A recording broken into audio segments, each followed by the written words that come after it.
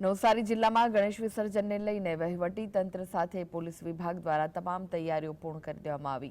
વેરાવળ ઓવારા ઉપર કૃત્રિમ તળાવ પાલિકા દ્વારા તૈયાર કરવામાં આવ્યો, સાથે જ નદીમાં પણ વિસર્જનને લઈને તમામ તૈયારીઓ પૂર્ણ કરી દેવામાં આવી। નવસારીના વેરાવળ ઓવારા ઉપર નાની મોટી મળીને કુલ 5000 જેટલી પ્રતિમાઓ દર વર્ષે વિસર્જિત કરવામાં આવે છે, જેમાં આ વર્ષે વધારો નોંધવામાં આવ્યો। જિલ્લા વહીવટી તંત્રના પ્રાંત અધિકારી, પોલીસ વિભાગના ડીવાયએસપી સહિત પોલીસ વડા, ગણેશ મંડળના પ્રમુખ વેરાવળ ઓવારા ખાતે સ્થિતિનું નિરીક્ષણ કરવા માટે પહોંચ્યા હતા।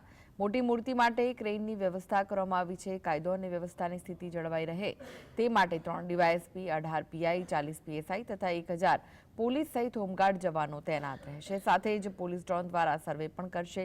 ફૂડ પેટ્રોલિંગ સાથે કોમ્બિંગ પણ કરવામાં આવી રહ્યું છે।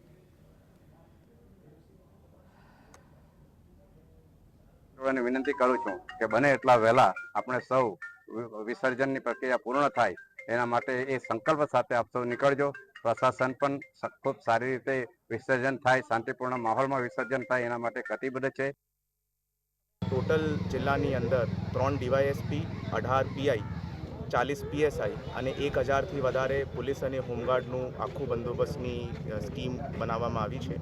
એના અલાવા સતત ડ્રોન સાથે surveillance, food patrolling, area domination અને કોમ્બિંગની પણ વિવિધ એક્ટિવિટીઝ પોલીસ દ્વારા આખા અઠવાડિયાની અંદર કરવામાં આવી છે અને મને ઉમ્મીદ છે કે બધાના માટે આ ગણપતિ વિસર્જનનો કાર્યક્રમ અમે સ્મૂથલી યોજાશે।